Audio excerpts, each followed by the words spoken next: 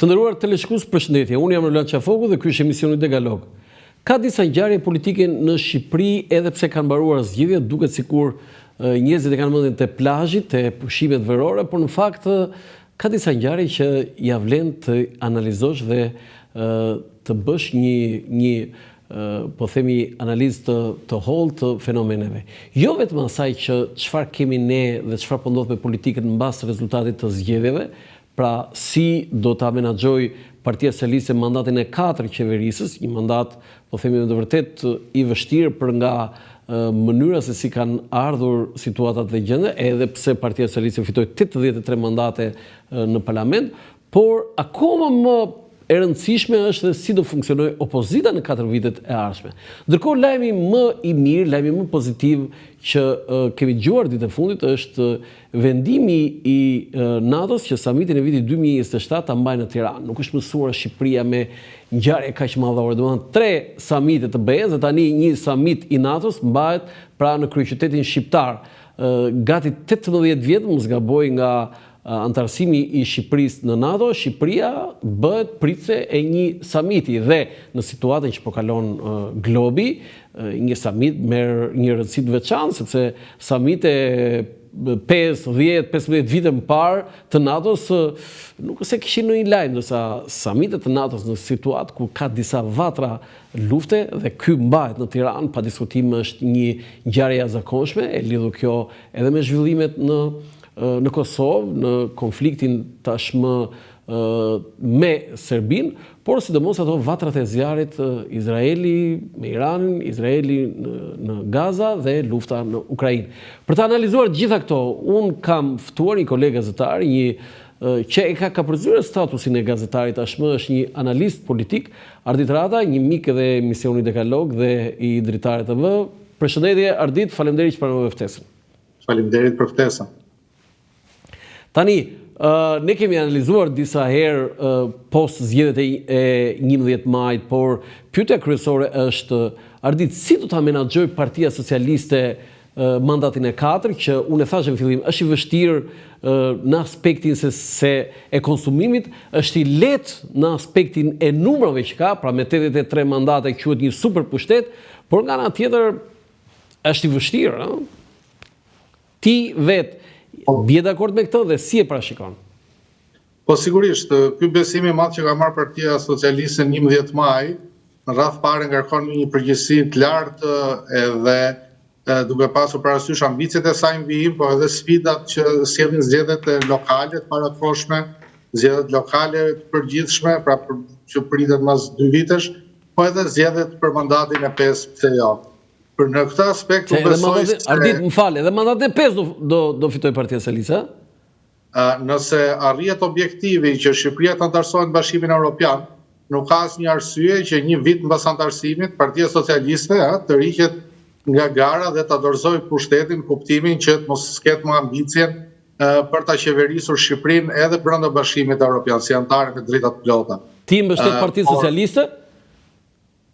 Urdhë? Ti mbështet Partinë Socialiste? Në kushtet që kemi këtë rezultat, unë kam besim që vetëm kjo qeveri mund të arrijë ta antarësojë Shqipërinë në Bashkimin Evropian. Për arsye sepse ka marrë si zoti madhor në radh parë, ka vënë si bast politik me shqiptarët, po edhe vetë Rama ka vënë si bastin e jetës tij dhe ka shprehur qartë objektivin për 4 vite të vijim. Unë vetëm trëmbem nëse Dhe ti beson kësaj? Unë i besoj, por unë i trëmbem pjesës tjetër që duke i fokusuar gjithë energjitë e qeverisjes tek qëllimi për të antarësuar BE, ndoshta mund të lihen pas disa sektorë tjerë të rëndësishëm të jetës shqiptarëve, apo mund neglizhohen disa reforma që janë akoma po aq të rëndësishme sa dhe ato që na detyron nga BE-ja të ndërmarrim gjatë procesit të negociatave. Tani, vim të kjo pjesa teknike i qeverisjes. Së pari, Ardit, do formohet kabineti i ri. Çfarë pritshmërish keni dhe si e parashikon ti, mund të kesh edhe informacion, edhe pse ne dim tashmë që Rama lexon ato emrat aty dhe ata që bëhen ministra e dëgjojnë siç e dëgjon ti dhe unë si gazetar. Unë besoj se një pjesë e madhe e emrave që janë aktualisht në kabinet nuk do t'jenë më pjesë e kabinetit të ri, dhe besoj gjithashtu se do të kemi krijimin e disa ministrive të reja, jo një, po ndoshta 2, 3 apo më tepër ministrive. E lidh këtë pikërisht me ato që thamë më parë, pra me projektin edhe me synimet e mazhorancës socialiste për të antarësuar BE. Do më thënë, më falë, ti mendoj që mund të rikthehet Ministria e Integrimit?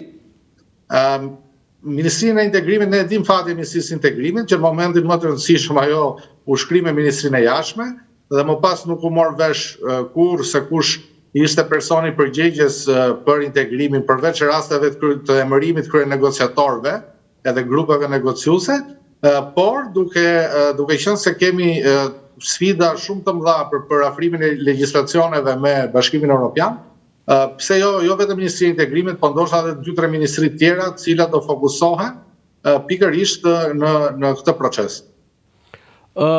Tani, më zbulo disa emra të rinj që mund të jenë ministra dhe kush nuk do jenë nga këta ministrat aktual?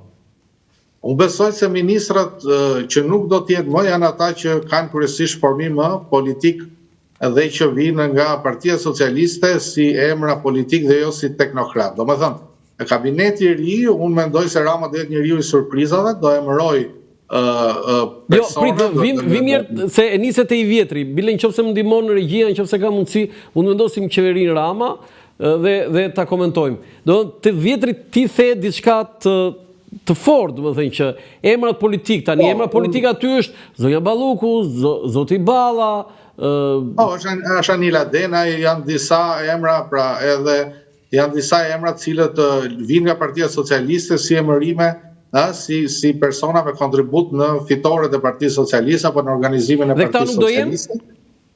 Unë besoj se një pjesë e mirë e tyre nuk do t'jenë dhe do të zëvendësohen me teknokrat, në kuptimin që Rama do synojnë kryet ministrive për të thjeshtuar edhe procesin e integrimit, edhe punën e dikastereve që janë përfshira, do vendos njerëz të cilët janë të fushës dhe që do fokusohen vetëm në procesin e negociatave kryesisht, për shembull fjala bie po të marrë rastin e Ministrisë Drejtësisë. Unë personalisht nuk besoj që zoti Manja, me gjithë respektin, do të vazhdojë të jetë ministri i Drejtësisë për vitin 2025-2026, sepse Ministria e Drejtësisë ka sfidën kryesore tashmë për ato që tham për përputhjen e legjislacioneve me BE. Po kush do ta zëvendësojë zoti Manja?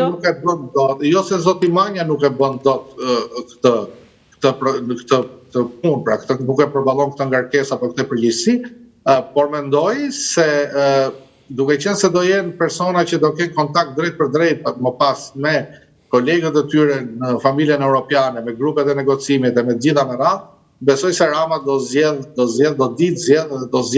njerëz me formime specifike. Po mund ta thuash disa emra tani, se kjo është më e rëndësishme. Nuk mendoj se do dalin nga grupi parlamentar. Pra, si të thua jashtë grupi parlamentar? Po, sigurisht, pra, nëse do kërkoj teknokrat, zot, dhe nëse do e ketë këtë ambicie, se unë po hedh një hipotezë, pra, se si e shoh të ardhmen e qeverisë në këtë moment, nëse do kërkoj teknokrat, nuk mund t'i gjej brenda grupit parlamentar. Ne dim eksperimentet që janë bërë me grupin parlamentar socialiste, ka qenë ai varianti që dorëzon mandatet deputetit që të bëhesh ministër, pastaj ka qenë ai varianti tjetër që u morën nga jashtë grupit parlamentar ministra së fundmi 3-4 ministra, por që gjithsesi nuk mund të themi se kishim të bëni kemi të bëjmë me persona të aftë me menaxhimin e ministrive, sepse s'kemi ndonjë rezultat të matshëm. Flas për financat, për Ministrinë e Brendshme. Këtë herë besoj se do godas shumë lart dhe do jetë i kujdesshëm në zgjedhjen e ministrave që do merren apostafat me çështjen e integrimit. Tani një pyetje kam, se do të pyes përsëri për ato që janë emra të rinj jashtë parlamentit. Okej, dakord, ju thatë që një pjesë do jenë jashtë grupit parlamentar, a do jenë ministra ata që tashmë nuk janë antar të parlamentit, pra nuk fituan mandatin, fjala vjen Pandeli Majko, Ermanela Felaj, Blerina Gjulameti, edhe shumë të tjerë? Jo, mendoj që e kanë mbyllur kapitullin e tyre politik, si deputet dhe si ministrat Partisë Socialiste. Nuk janë më në karrierë politike? Dëgjoj, kemi një mesazh të Ramës, i cili u zbardh mbas zgjedhjeve, sepse ne dim situatën ku pati akuza në një grup WhatsApp-i brenda kandidatëve socialist për tjetërsim të votës, pra brenda listës PS-s.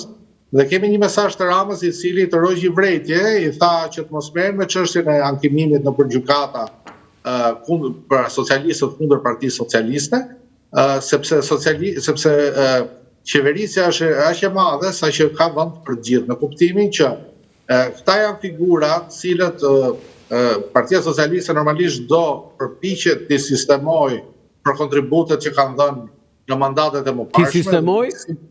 Po, ti sistemoj, kuptimin të të angazhoj në qeverisje, po, të angazhoj në qeverisje, por jo në nivel ministri. Çfarë detyrash?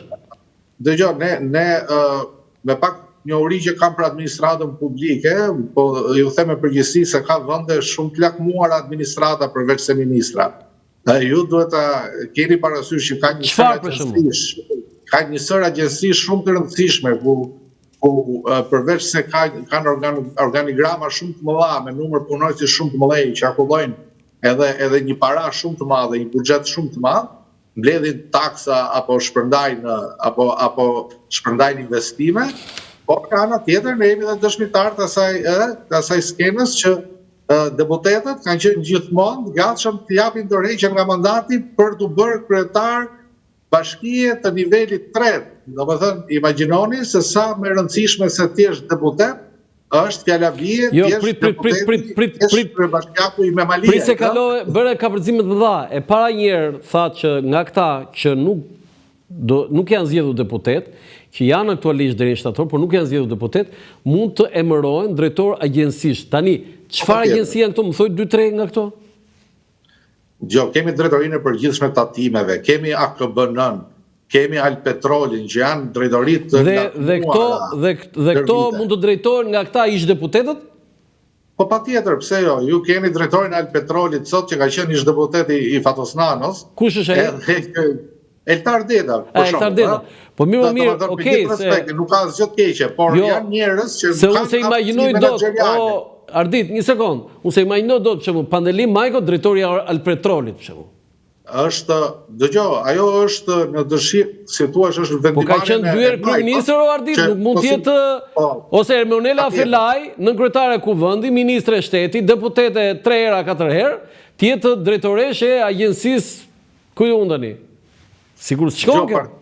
Partia nuk të lut, partia të emëron ose të përzë, por problemi është ky tani, që kjo varet nga ambicia personale e cili do, edhe nga ego personale e cili do, se ne kemi dhe Ilir Medën, që ishte kryetar parlamenti, ishte president, ishte kryeministër, dhe tash në fund donte të bënte deputet opozitar.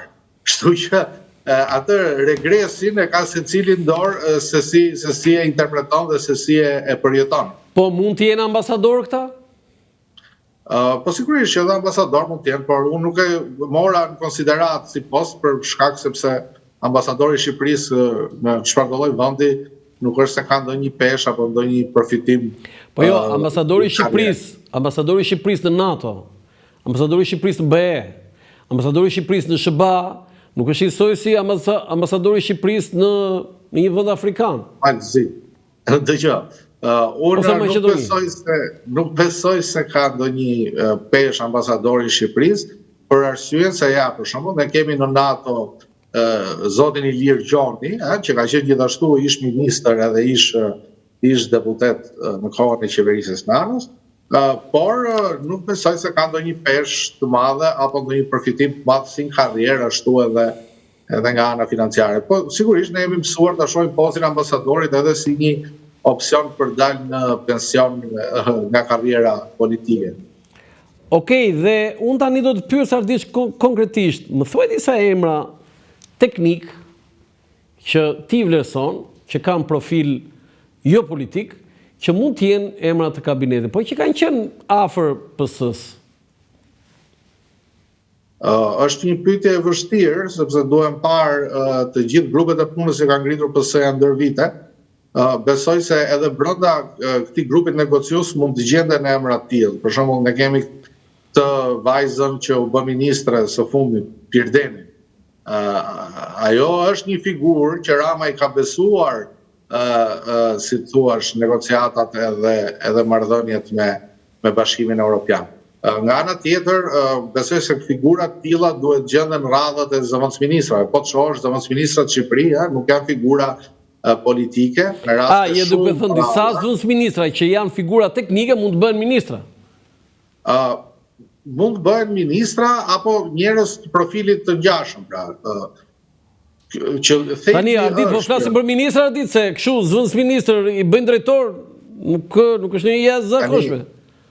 Mirë, po ministra ky vend ka pasur dhe Teneqexhi. Problemi është që edhe kanë bajt më mirë ndoshta se mbas 90-s nuk ka pasur, ka pasur në kohën e Enver Hoxhës. Dakor, po ta kam fjalën që ky vend i ka njohur dhe këto gjëra dhe nuk i ka bërë përshtypje askujt pastaj formimi apo emri i veçantë i individit. Po të shohësh Partinë Socialiste sot, si grupin parlamentar, ashtu dhe në qeveri, ka disa emra, ose ka më tepër se gjysmën e emrave që ne nuk i kemi njohur deri në 2013. As nuk e dinim që ekzistonin jo pranë Partisë Socialiste, po edhe në jetën publike. Pra janë nga njëra anë janë zbulimet vetë Ramës, nga ana tjetër janë sugjerime nga njerëz të afërt pranë tij. Ka disa teknicien, mund të themi, por edhe gazetar, analistë që kanë mbështetur Partinë Socialiste. Mund të jenë ata ministra, Ardit? Mendoj që kjo është sigurisht që zgjedhje natyrë rreth parë, në ambicien e tyre. Nuk e di çfarë kontributi mund të japin analistët duke qenë ministra në këtë vend. Por ne kemi parë që një pjesë ka pasur gazetarë që kanë pranuar si poste ambasadori, ashtu edhe poste prefekti i Qarku nga Partia Socialiste. Ndoshta një pjesë mundoj ta mbylli karrierën e tyre si analist apo si gazetar. Nga ana tjetër mund të jetë edhe një vlerë shtuar, ndoshta duke pasur parasysh se përgjithsisht janë njerëz me integritet të përgatitur, por nuk besoj se Rama ka besim te gazetarët aq sa i besoj poste kaq të larta në ekzekutiv. Ardit Rada, ti mund të jesh ministër? Absolutisht që jo. Për kush të pyet ty? Atëherë do të detyrohet të fik telefonin, por nuk është fare as në ambicien time, edhe as në hesapet e... Jo, të pyeta si një njeri që e tha dhe vetë që e ke mbështetur Partinë Socialiste. Mund po të lexoj emrin e Edi Rama, çfarë do bësh? Do thuash jo? Do shpresoj që më ka ngadarruar me një tjetër. Mund të jenë 2-3 vazhdo shpreso ti, po kur të kesh emrin aty pastaj. Ja, sinqerisht, nuk kam ambicie fare të tilla unë politike para. Sinqerisht e them edhe unë, Ardit, që po të lexoj emrin kryeministri, nuk ke shanse të japësh ndonjë. Dgjoj, ka qenë një batutë kur Rama filloi të zbulonte këto emrat e rinj të në qeveri, pra që i surprizonte të gjithë dhe njerëzit hynin kërkonin. Se kemi dhe rastin e fundit për shkakun ku lexoj emrin e Petrit Malajt, ministër financash, edhe gjithë menduam se ishte Petrit Malaj aktori, se nuk arrinim dot ta perceptonim se mund kishte një Petrit Malaj tjetër, aq më tepër i panjohur për publikun. Por batuta ishte që duhet mbaj telefoni hap, sepse nuk i dihet asnjëherë. Ardit, ti do ta mbash telefonin hapur? Dgjoj, në rrethanat që jemi, së pari duhet mbaj telefonin hapur sepse kemi ngelur shumë pak që s'kemi punë me spakun. Kështu që kemi ngelur i grusht njerëzit, por jo, absolutisht që jo, kjo është një shaka, unë e kuptoj. Unë nuk e kam mbështetur Partinë Socialiste më tepër se sa kam kritikuar Partinë Demokratike për arsyet që i kam thënë publikisht. Jo, më ngasmove me këtë. Fjala vjen kandidati Partisë Socialiste në Berat, Zylfot, të kujtohet besoj. Po. Ka qenë, po themi, jo gazetar, Zylaj, po më fal. Ka qenë jo gazetar, po një teknicien, do të thënë që ka mbështetur Partinë Socialiste. Nuk ishte në një habije madhe që ai ishte kandidat për deputet në Berat. Jo, nuk do jetë habije as kur të jetë kandidat për kryetar bashkie në Berat mbas 3-4 muajsh, por zbulove këtë. Po, realisht nga persona që njoh Berat, më kanë thënë që Julian Zyle vijon punën me takime në terren edhe shfaren ato procedurat që bën Partia Socialiste dhe është lëndë nënkuptohet që do kandidoj për Bashkinë e Beratit. Tani më hape një folder tjetër, tani për zgjedhje do kthejmë prapë te qeveria unë. Për Berat, ti mendon Julian Zyla është kandidat për PS-n. Po për në Tepelen? Realisht duhet njohim Tepelenën që të komentojmë emra konkret. E kuptova që Tërmet Peçi, do sipas teje Tërmet Peçi është i pasvendësueshëm. Unë besoj që elektorati socialist i Tepelenës është i pasvendësueshëm, kështu që është apo s'është Tërmet Peçi, unë besoj se dhe ai tjetri që do kandidoj atje do fitoj po prapë me 90% si Tërmet Peçi. Por kemi pastaj dhe Tiranën, këto tre bashki kemi apo katër? Shmati, po në Mat? Nuk jam ndjeni të Matit. Di që në Mat janë bërë eksperimentet më parshme, një herë është zgjedhur një grua, një herë është zgjedhur. Tani, vjem te ajo pyetja më e rëndësishme, te Tirana, Ardit. Ka një variant që këtyre tre bashkive t'i bashkohet edhe Tirana, në rast se mazhorata socialiste bindet pra ta shkarkojë Beliaj, nëse ai nuk ka mbaruar procesin gjyqësor, dhe ka dhe një variant tjetër që gjithashtu edhe Rogozhina, pra të bëhen 5 bashki, sepse edhe kryetari i bashkisë Rogozhinës ka një dënim nga gjykata.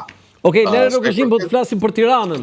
Do të thonë, përket zgjedhjeve në Tiranë, unë mendoj që Rama do përpiqet zgjedh një figurë popullore jashtë Partisë Socialiste, për arsyen e vetme sepse figurat, ato që njohim ne se figurat forta brenda Partisë Socialiste kanë mbi vete një mal me akuza nga opozita, pra janë gjatë figurat të dëmtuara dhe të sulmuara gjatë 11 majt edhe pas 11 majt. Së dyti, ka një teori për një emër që mund kandidoj Partia Socialiste në Tiranë, që unë e besoj, por që prapë pastaj varet në sa seriozës propozimi. Ti marrim me radhë atëre, Ardit the një emër që flitet është Arber Hajdari. Po, pikërisht. Pra tek që fjala. Po, pikërisht, për Arberin. Sa janë mundësitë që tjetë Arber Hajdari? Nëse Hajdari do donte të kandidonte, mundësitë që Rama ta pranojë 100%, sepse Rama është ai që është shprehur publikisht se nëse ndonjëherë në jetën e tij do ishte kryeministër, do donte të kishte drejtor Arber Hajdari. Kështu që kjo është deklaratë publike e Ramës. Pastaj se çfarë mendon Arberi dhe nëse është negociata për këtë çështje, unë nuk e di. Po sfida është e vështirë dhe për Arberin, se nuk vjen nga administrata publike apo nga Partia Socialiste, por besoj se është e pamundur as të zgjidhet si kandidat, as të fitoj. Ndërsa për emrat të tjerë brenda PS-s kemi Blendi Gonxhen, kemi Belinda Ballukun, kemi mund të ketë dhe të tjerë, Dëgjoj, çështja e kandidimit për Bashkinë e Tiranës, aq më tepër rrethanat e Partisë Socialiste, që ka një rezultat në Tiranë të 11 majt dhe e ka të sigurt fitoren me këtë diferencë që ka me opozitën, kthehet gjithmonë në një sfidë atje brenda emrave të PS-s, por ki parasysh që Bashkia e Tiranës gjithmonë i besohet si traditë personit të dytë më të fuqishëm politik brenda partisë, dhe gjithmonë i dyti lufton, i dyti dhe i treti luftojnë për këtë post, kandidojnë për kandidat, me arsye timin se Bashkia e Tiranës ka një pushtet shumë të madh më pas, qoftë ndoshta përfitime monetare, apo edhe duke qenë prezent si i unik në skenën politike dhe në media përmes investimeve edhe punëve publike. Pastaj varet se sa Rama do t'ja besoj të dytit Bashkinë e Tiranës me qëllimi që ta fuqizojë deri në atë mas sa që ta shoh si pasardhës. Unë s'besoj se Rama po kërkon pasardhës dhe do pasardhës paracaktuar, sepse ja u thash në fillim që Rama ka synim jo vetëm të fuzë vendin BE, po ta udhëheq Shqipërinë brenda BE-s, kështu që Rama beson se do rigjatë si kryeministër dhe për këtë arsye nuk ka nevojë për një pasardhës që ta fuqizoj përmes Bashkisë Tiranës. Tani, Rama ka thënë që unë e vrava babajin tim politik, Fatos Nanon, po me Erion Velin sipas teje do të thonë i bie që ati i mbyll karriera, Edi Rama ka vrarë dhe djalin, ka vrarë dhe babajin dhe djalin? Duhet bijem dakord një herë nëse Erion Velia e ka arrestuar Edi Rama apo drejtësia e pavarur që dalim konkluzionin. Unë pyetjen e bëra politikisht, kjo është pyetja jote, s'është pyetja ime. Unë nuk i shoh të lidhura të dyja bashkë. Unë di që Rama kur vrau baban ju desh 8 vjet që tu pajtonte me baban politik, ndërsa kur vrau djalin, siç thatë ju, djalin e morin mbrojtje që ditën e parë, ai sa e çoi Partinë Socialiste në konflikt me ndërkombëtarët edhe me SPAK-un edhe që mbrojti ditën e parë Ardit, po atë që bëri pak më vonë, sidomos me deputetin e Rogozhinës, ishte Xhafaj. Etjen Xhafaj, pra, ishte një sulm i fortë. Jo, Rama mendoj se kishte monopolizuar debatin publik për Erion Velia nga të parë, dhe së dyti ka kërkuar maturi nga socialistët, edhe të njihen edhe me dosjen hetimore, po edhe me proceset Ti Ardit, jo vetëm që qenë socialist, po ti qenë edhe edramist. Jo, nuk e cilësoj vetëm fare, unë aq sa kam shkruar unë kundër qeverisë, kundër Edi Ramës edhe kundër vijës politike që ndjek Partia Socialiste, nuk besoj se ka arritur të artikuloj ndonjë opozitar përveç Sali Berishës që mban rekord për akuza. Unë jam i ndërgjegjshëm për realitetin, pra kemi një mazhorancë me 250.000 vota para një opozite në regres. Okej, do të pyes aty mos kalojmë përsëritje. Ardit, për ta mbyllur këtë te Erion Velia, ti mendon që Erion Velia ka mbyllur karrierën politike? Unë mendoj që karriera politike e Erion Veliait varet nga dëshira e tij për të viju rreth parë nga procesi gjyqësor.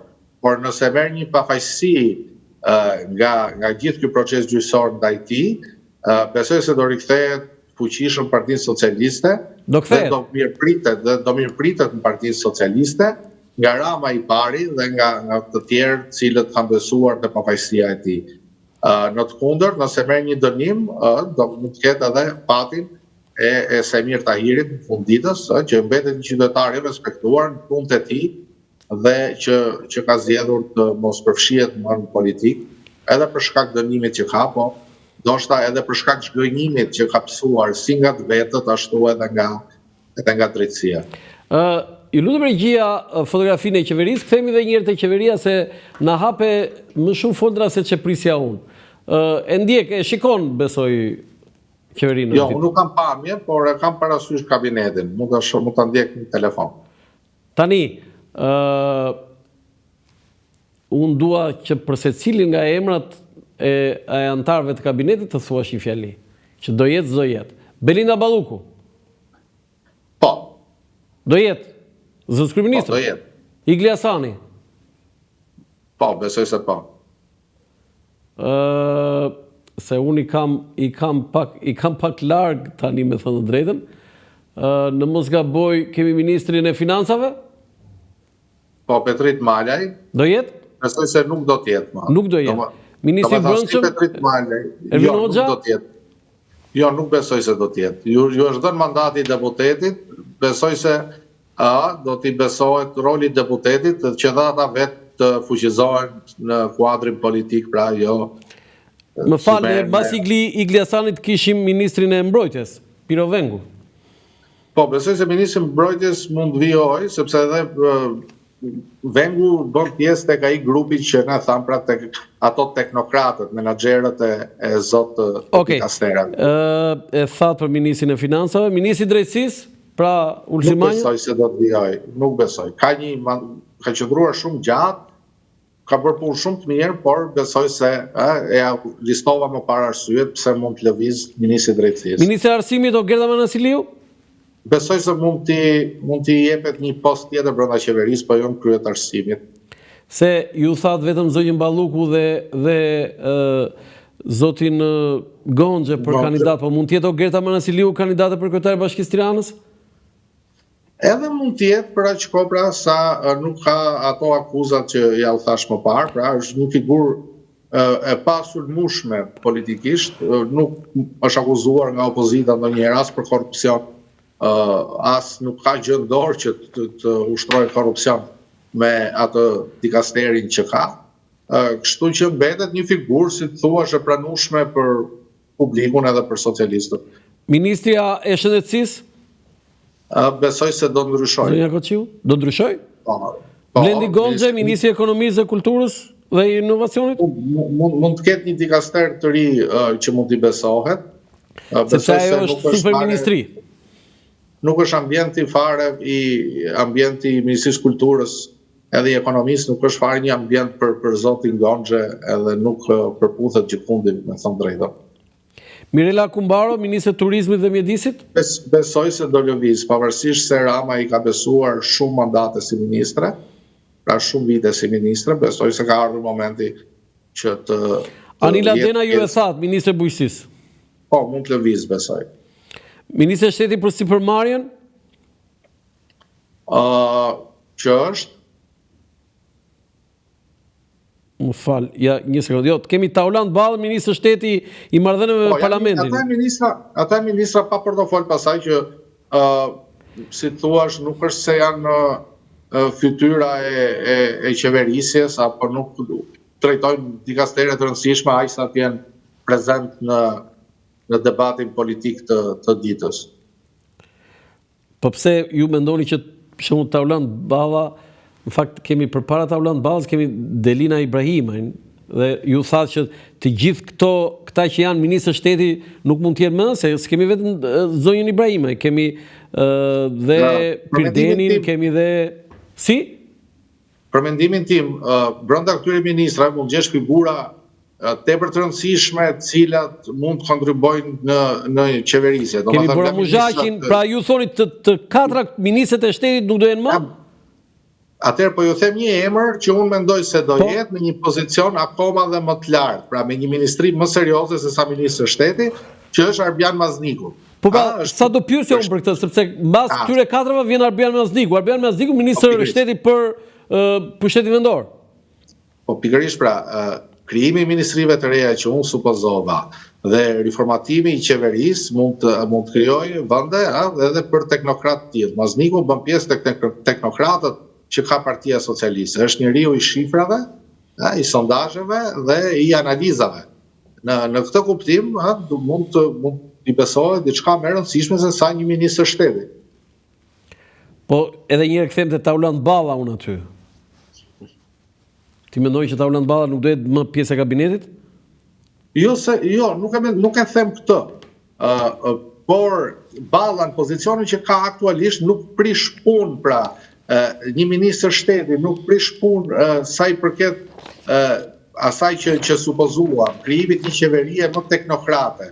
Ministrat e shtetit mund të jenë politik, sepse Balla sot është si dublant për shembull i krejut grupit parlamentar në parlament, në cilësinë e ministrit të pushtetit marrëdhënieve me parlamentin, merr fjalën ku vend sa herë do, qëndron lart atje me ministrat e tjerë, edhe përgjigjet politikisht, kështu që në këtë kuptim Balla mund ta mbajë postin që ka pa prishur asnjë punë. Tani gjitha këto ju i thatë për qeverinë e re. Me 54 deputet të rinj o Ardit, çfarë do bëj Partia Socialiste? Më duket tamam ai si transfuzion gjaku. Dakor, pyetja është dhe pyetja tjetër, çfarë do bëj Partia Demokratike me 50 deputet vjetër? Jo, s'kam vajtur unë me TPD-ja, pra ta bëj unë pyetjen, këtu se e mbyllim PS-n, me 54 deputet të rinj nga 83. Domethënë është shumë pak, se numri atyre që kanë ikur është shumë i madh. Në radhë parë bëhet fjalë për largimin e ministrave e deputetëve që kishin më tepër se 2 mandate, njerëz të cilët pranuan edhe kushtet e Partisë Socialiste, se patëm një numër të tyre u tërhoqen para se të përpiloheshin lista, duke qenë ndërgjegjshëm që me këtë kod elektoral me forcën që kanë terren, nuk arrinin dot të thynin atë hercin apo të merrin atë numër të nevojshëm votash për të dalë fitues nga lista e hapur. Kështu që dërgjegjësimi i socialistëve në këtë pjesë mund të merret si dobësi, edhe ardhja e të rive nuk mund të merret, ky transfuzion i gjakut që thoni ju, nuk mund të merret si një dobësi edhe si një dëmtim i Partisë Socialiste, sepse çfarë ka ndodhur? 54 emrat e rinj që ne diskutojmë, në 83, Partia Socialiste është kujdesur t'i nxjerrë nga akademia politike që ka organizuar ndër vite, pra janë produkt politik i IPS-s, janë njerëz të edukuar në shkollën politike që organizon Partia Socialiste, dhe sigurisht më pas janë paraqitur publikut si të rinj me ambicie dhe të vlerësuar në disa procese, përveç akademisë politike, ka qenë e fushata deputeti që dua, edhe kështu me radhë. Dhe kjo në thelb është më e ndershme se primaret e Berishës, dhe është më efektive, sepse dua ta shpjegoj me pak fjalë. Partitë janë të ndërgjegjshme se çfarë ka nevojë parlamenti. Kryetari i partisë e di se si duhet ta ketë grupin parlamentar. Nuk mund t'ja besoj votës së primareve për shembull, edhe të thotë që çfarë bëj unë tani, mua këto më zgjodhen qytetarët, pavarësisht se janë pa shkollë, pa formim apo pa kontribute. Çfarë duhet të them me këtë? Partitë serioze bëjnë një analizë dhe thonë: unë grupin parlamentar dua kaq përqind mjek, kaq përqind jurist, kaq përqind bujq ose agronom. Partia Demokratike nuk e ka bërë këtë. Ja besoj primareve dhe pati një listë. Ja, se do të pyes për Partinë Demokratike. Nëse do besojmë ke lista. Partia Socialiste e bëri këtë analizë dhe këta emra që kanë dalë pikërisht mbi bazën e disa kritereve. Tani vim te Partia Demokratike, Ardit, te ajo që ti ke më shumë qef për të folur, dhe si një kritik kështu endless. Po pra, endless, pa fund. Unë në radhë parë duhet pyes, çfarë parashikon ti se, kritika, çfarë parashikon për Partinë Demokratike? Në ç'kuptim, në fatin e saj, në pas zgjedhjeve. Po sigurisht prap, kishe ndonjë parashikim për ndonjë gjë tjetër ti? Jo, sepse nuk mendoj që do të ketë një ndryshim Partinë Demokratike, nuk shoh zëra kundër brenda Partisë Demokratike. Ato zëra që kanë guxuar tek tuk me statuse në Facebook apo me gjysmë deklarata nëpër media janë periferik, janë pa mandate apo pa kontribute. E ke fjalën për Myslim Urrizin, Dashur Sulli që është aktual po s'do jetë. Po qoftë Myslim Urrizin, për shembull, po edhe Adriana Kalaj, Liriana Kuçana, Ulon Kalaja, që janë këta që kanë nxjerrë pretendime në SPAK, domethënë në KQZ apo në KAS për tjetërsimin e votave, nuk e kanë atë forcën sa që të ngrejnë frym brenda Partisë Demokratike. Ne Partinë Demokratike e kemi kritikuar pikërisht për hartimin e listave, për mungesën e frymës, për premtime të boshe, dhe domethënë nuk mund të vinë të ngrejnë frym disa njerëz pa kënaqur pikërisht pse nuk morën mandatin. Unë besoj se shtatori mund të prodhojë debat brendshëm Partinë Demokratike, po jo për rezultatin e 11 majit, po për çfarë? Luftë e brendshme për kreun e grupit parlamentar dhe për funksionarët tjerë. Kush do jetë kreu i grupit parlamentar? Nga gjithë panorama që ne shohim, do jetë Flamur Noka. Kryetari i grupit? Po, nga gjithë po sekretari i përgjithshëm? Nuk besoj se është me rëndësi janë me rëndësi sekretarët e Partisë Demokratike. Po, ndoshta Berisha i plotson atë ëndrrën Kolliçit dhe e bën sekretar përgjithshëm, meqense herën e parë humbi përballë Flamur Nokës dhe shpërthoi unë akuza ndaj tij, mbase përpiqet të kënaq me këto postet periferike që funditës nuk kanë ndonjë pushtet krejt. Po mirë, po Gazmend Bardhi çfarë do bëhet? Gazmend Bardhi është përblyer për shërbimin që i bëri Berishës, për duke çuar deputetët e grupit parlamentar tek Berisha, duke e mbështetur Berishën në... Ishin dele ata dhe i mori ai i çoi atje? Ka një rëndësi të veçantë kryetari i grupit parlamentar, jo për faktin se arrit t'i bind, por mos harrojmë që Bardhi ishte shërptor i Lulzim Bashës. edhe në këtë kuptim ishte njeriu që i vetmi që e dinte planin e Bashës, ndoshta dhe në vijim, nëse Basha do qëndronte në grup parlamentar, do krijonte parti të re, do kishte ambicie serioze për të vijuar luftën politike, kishte mbështetje konkrete nga jashtë apo nga brenda, kështu që Bardhi mund të ketë luajtur atë rolin që u ka thënë tjerëve, Basha nuk e ka më këtë ambicie, kështu që o burra shkrim të Berisha, kush të kapi, kush të shpërblehet për këtë bashkim. Ardit, kam një pyetje të tillë që jo vetëm ju, unë po themi shumica e një përfaqësuesve të medias që bëjnë kritika për Partinë Demokratike, Berisha, okej, dakord. Po tani përveç Berishës nuk ka aty përgjegjësi Gazmend Bardhi dhe të tjerë aty që kanë humbur drejtues qarqesh në mënyrë të turpshme? Përgjësia, unë nuk jam i parimit që përgjësia është personale, përgjësia është politike, është komplet e gjithë strukturave të partisë. Ne e kritikojmë Berishën kryesisht duke patur parasysh rolin autoritar të partisë, rolin autoritar që ka i brenda partisë, dhe duke marrë parasysh që asgjë nuk lëviz pa Berishën edhe pa miratimin e Berishës. Tani, nëse ne do faqësojmë të deleguarit në përqargje, komisarët e Berishës, rreth parë duhet kuptojmë që i ka emëruar Berisha ata, dhe së dyti duhet kuptojmë që Berisha është paralajmëruar dhe ka ditur shumë mirë se kë po çon në përqargje, në krye të PD-s në qargje. Ka qenë i paralajmëruar jo vetëm nga ne kritikët, më aq sa kemi patur mundësi na dëgjoj dhe të flasim, po edhe nga vetë baza. Lëvizja dhe cirku që bëri Berisha duke marrë Gazmend Bardhi nga Elbasani, duke çuar në Fier, nuk mund të akuzojmë Gazmend Bardhin, se Gazmend Bardhi nuk u hodh si diversant atje me parashut edhe tha unë do rri këtu. E mori Berisha e transferoi. Arsyet i din ata vetë më pas. A mund të jetë Gazmend Bardhi një nga ata që mund dal kundër zotit Berisha, pra që do kërkojë largimin e zotit Berisha sekretar? Bën sens që mund të dalë, por besoj që dhe Bardhi... Se ishin çike çuditshme ajo që tha Luan Baçi kundër Gazmend Bardhit, ë? Po që dëgjoj, Luan Baçi rrezikonte mandatin e tij në kuptimin e kësaj. Unë kam qenë në ndjenjë konfliktit që ka pasur me Bardhin që para se të dini listat. Vetë Luan Baçi nuk e ka ditur që do jetë në listë mbyllur të Fierit. Edhe gjithë inati që ka patur me Gazmend Bardhin ose gjithë ajo hatërmbetja ka qenë që pse të vish ti që çfarë s'ke thënë për Berishën, që e ke akuzuar Berishën vrasësin e Gërdecit, të vish edhe të vesh në krye të listës Fierit, ndërkohë që ne tjerët nuk jemi as pak sigur.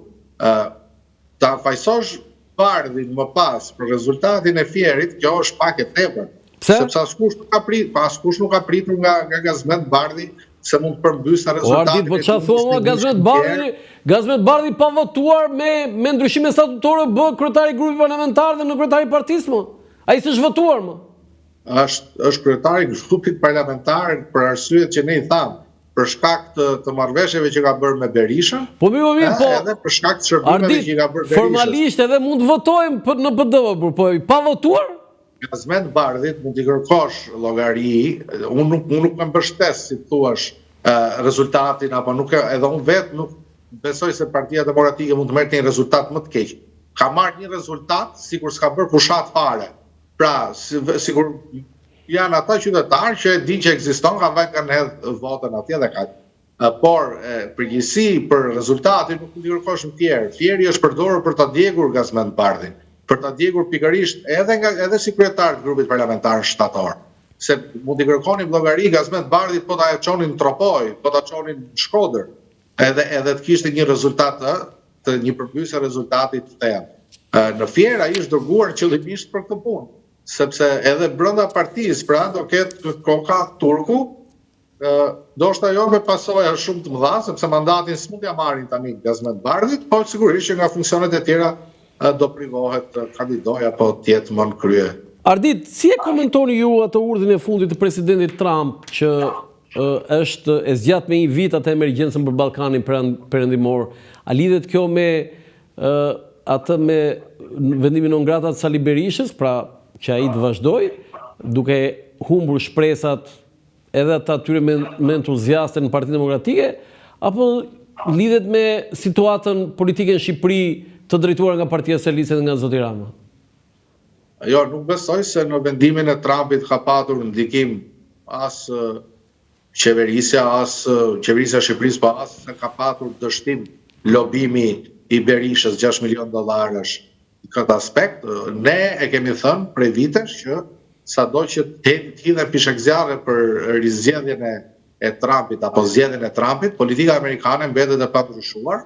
Unë tek ju e kam thënë që nuk mund të dalë Berisha nga lista e non gratës, sepse ndryshe do krijonte precedent dhe nga ana tjetër kemi dhe Milorad Dodikun në Bosnjë në të Republikës Srpska, që është po në atë listë, pra do krijonte një precedent që gjithëve do t'u hapi oreksin. Për të vërtetën Ardit, Sali Berisha ka qenë më i përmbajtur se sa ata që rrethojnë, ë? Kundër amerikanëve. Jo, për heqjen ose jo të non-gratës.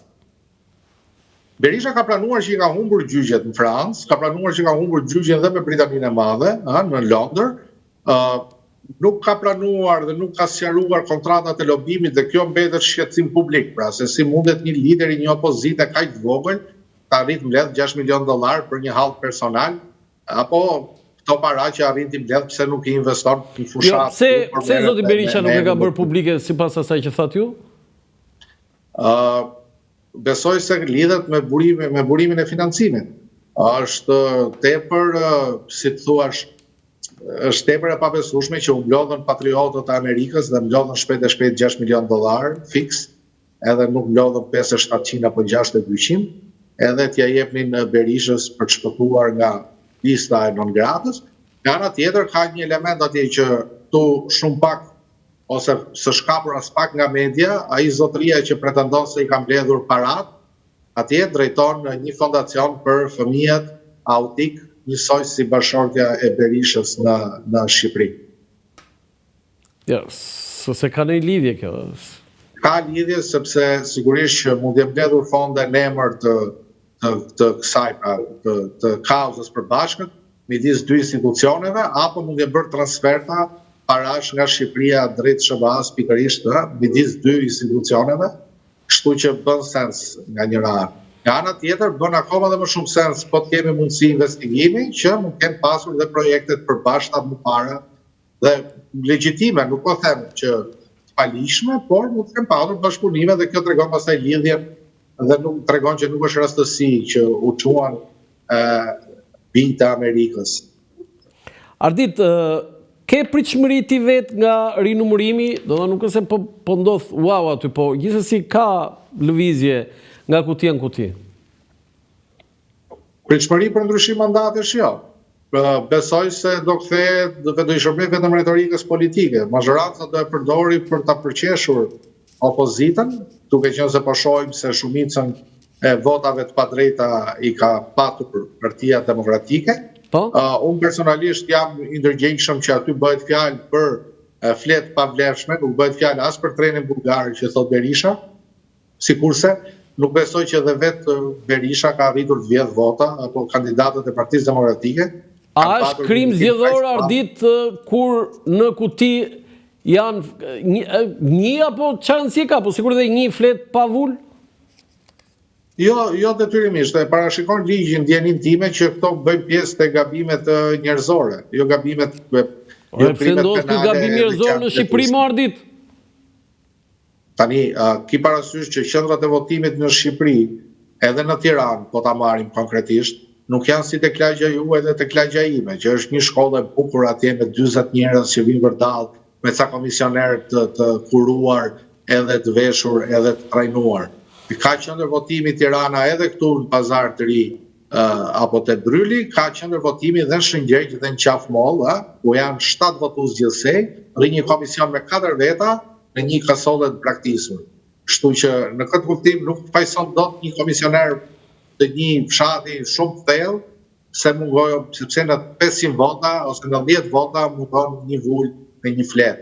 Nuk besoj se ka patur tre bulgar, nuk besoj se ka patur vullnet nga ana e demokratëve, se s'kan patur mundësi ta tjetërsojnë votën dhe t'i thonë socialistëve, hiqa Murrizit, jepja Dogjanit, por sigurisht që dhe në raste sporadike nuk këtë patur dhe marrëveshje mes komisionerëve.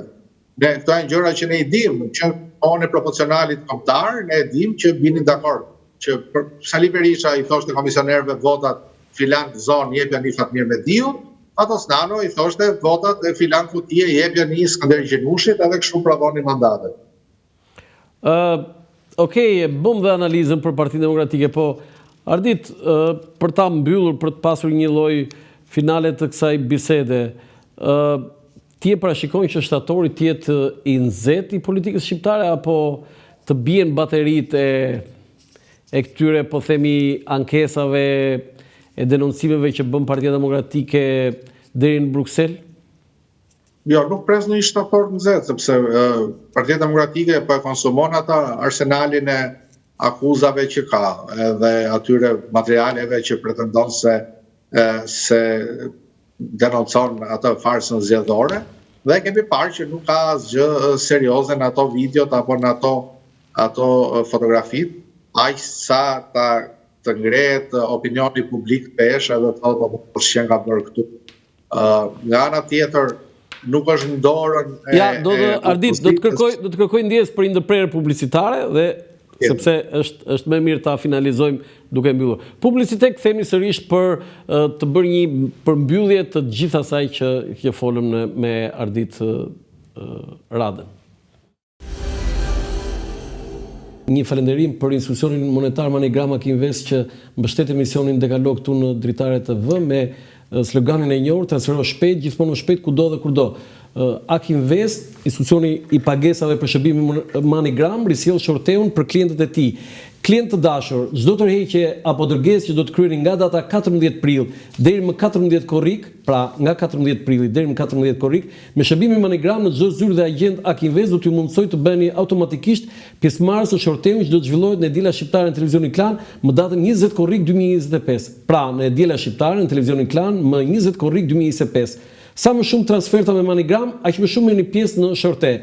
Për çdo një transfer ju do të kualifikoheni me njëri si pjesëmarrës në shorteun, nga i cili do të ketë 6 fitues me një çmim 50.000 lekë të rinj, pra 6 fitues me një çmim 50.000 lekë të rinj, sapo të kryeni transfertin e tretë ju kualifikoni dhe si pjesëmarrës në shorteun, nga i cili do të ketë 7 fitues me një çmim 100.000 lekë të rinj, pra 7 fitues me një çmim 100.000 lekë të rinj.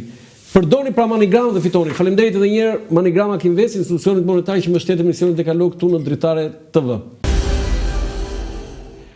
Edhe njërë faleminderit Manigrama Kinvest që mbështet emisionin Dekalog këtu në Dritare TV si sponsor general, po Ardit pra për ta përmbyllur si konkluzion, si e shikon shtatorin si një muaj ose si një politik të nxehtë, apo se ju e thatë pak më parë që baterit po harxhohen tani për para pushimeve dhe një muaj pushime, pastaj sa të kthehen ato në shtator, se unë e përdor shpejt në skrapar thonë kur të piqen rusht, se në shtator piqen rusht. Po, jo vetëm kaq, jo vetëm se opozita po e teston duke i bërë ato denoncimet e saj dhe nuk po ngre ndonjë frym apo nuk po nxeh as pak debatin politik, por nga ana tjetër do kemi disa emra të rinj në parlament, cilët nuk do jenë taft për debat politik edhe për përplasje siç jemi mësuar ne të shohim.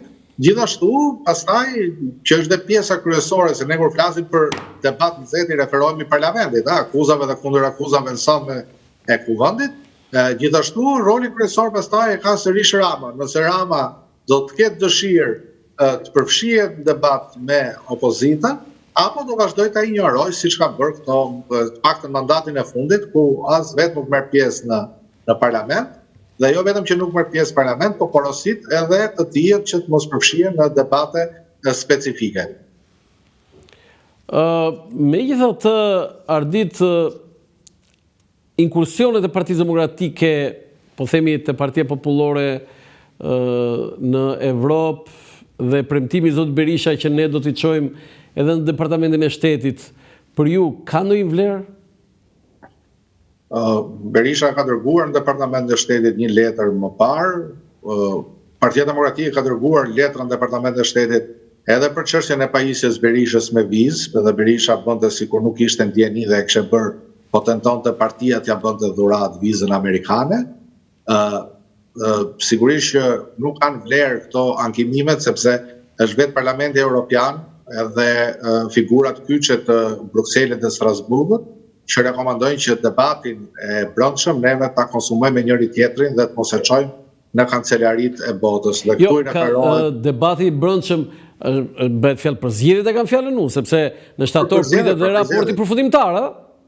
Dakor, për zgjedhjet, por vetë europianët, në takimet që kanë zhvilluar si me Berishën në Bruksel, si me pjesë tjetë me deputet të dy palëve, janë shprehur konkretisht që debatin e brendshëm nuk duhet ta dërgojnë në Bruksel, sepse vendi ndodhet para një procesi shumë të rëndësishëm, i cili mund të përdoret nga ndonjë euroskeptik në vijim. Po ta shohësh sot në Parlamentin Evropian, Berisha ka vetë aleat publik, ka Fredi Beleri. Edhe Beleri gjithashtu përse merret me gjithë procesin e zgjedhjeve, më tepër se sa sulmon drejtësinë për shkak të situatës që ka patur ai vetë me drejtësi në Shqipëri. Besoj se çdo tentativë njollos vendin, sepse ne dim që nuk mund shkosh me retorikën dhe me gjuhën e shturur që përdor në Tiranë, nuk mund shkosh kurse në kancelaritë europiane dhe të flasësh nga. Si e parashikon ti, dhe së fundi, si e parashikon ti raportin final të OSBE-Odirit për zgjedhjet e 11 majit? Besoj se nuk do ndryshoj as pak nga raportet e mëparshme. Domethënë, ato problematika që thotë OSBE-ja ne jemi vetë dëshmitar. Përdorimi administratës në zgjedhje, përdorimi i burimeve apo i logjistikës që vjen nga administrata publike, probleme me komisionerët, probleme me vëzhguesët, intimidimet. Gjitha këto do jenë pjesë e raportit, kjo është e padiskutueshme.